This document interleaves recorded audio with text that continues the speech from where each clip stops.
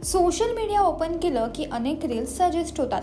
सध्या अशीच एक रील किंवा व्हिडिओ तुम्ही सुद्धा पाहिली असेल की ज्यात स्वतःला डॉक्टर म्हणून घेणारा कोणीतरी एखादा व्यक्तीला हलकत स्पर्श करतो आणि प्रत्येक सांध्यातून खटकन आवाज काढतो।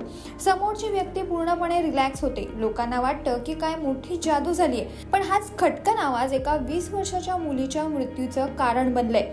ही घटना नेमकी काय आहे आणि या मुलीचा मृत्यू नेमका कसा झाला, पाहूयात या व्हिडिओच्या माध्यमातून।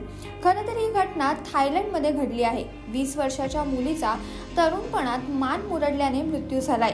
ही मुलगी थायलंडची लोकगायक छायादा प्रावहोम आहे। या मुलीचं 8 डिसेंबर रोजी ICU मध्ये उपचार सुरू असताना निधन झालं। एका वृत्तानुसार मानदुखीवर उपचार घेण्यासाठी छायादा मसाज पार्लरमध्ये जात असे, पण हा मसाज छायादासाठी जीवघेणा ठरलाय। ऑक्टोबरमध्ये ती मानेच्या उपचारांसाठी पार्लरमध्ये गेली होती, जिथे पहिल्या सेशनमध्ये नेक ट्विस्टिंग टेक्निक सुरू केली। पण पहिल्या सेशन नंतर अवघ्या 2 दिवसांनी तिची पाठ आणि मान दुखू लागली। असे असूनही ती दुसऱ्यांदा पुन्हा गेली आणि तीच गोष्ट सुरू झाली। यावेळी असह्य वेदनांसोबतच मानेमध्ये तिला जडपणा जाणवू लागला। 2 आठवड्यातच ती अंथरुणाला खिळली आणि तिची हालचाल पूर्णतः बंद झाली। आश्चर्याची गोष्ट म्हणजे छायादाची आई देखील एक मालिश करणारी होती। तिला या टेक्निकचे दुष्परिणाम माहीत होते। इतकं असूनही ती तिसऱ्या सेशनसाठी पार्लरमध्ये गेली आणि तिने पुन्हा नेक ट्विस्टिंग मसाज करून घेतला। यावेळी मात्र मानेला सूज आली। मानेवर मोठे निळे तपकिरी डाग दिसू लागले।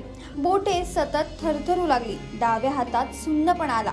नोव्हेंबरपर्यंत तिला पॅरालिसिस झाला आणि ती अंथरुणाला खिळून होती।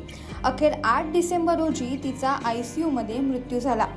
तज्ज्ञांच्या मते मृत्यूचं खरं कारण म्हणजे मानेपासून मेंदूकडे जाणाऱ्या धमन्या डॅमेज झाल्यामुळे झाला आहे। या रक्तवाहिन्यांद्वारे मेंदूला रक्तपुरवठा केला जातो। धमन्या डॅमेज झाल्यामुळे रक्तपुरवठा कमी झाला आणि त्यामुळे मेंदूला ऑक्सिजनचा पुरवठाही कमी झाला। यानंतर सूज आणि संसर्गामुळे मेंदूने काम करणं बंद केलं। तज्ज्ञांच्या मते जर मानेच्या धमन्या डॅमेज झाल्या तर स्ट्रोक, स्नायू कमकुवत होतात आणि पॅरालिसिस सुद्धा होतो। त्यामुळे तुम्ही सुद्धा मसाज घेण्यापूर्वी योग्य माहिती घ्यायला विसरू नका।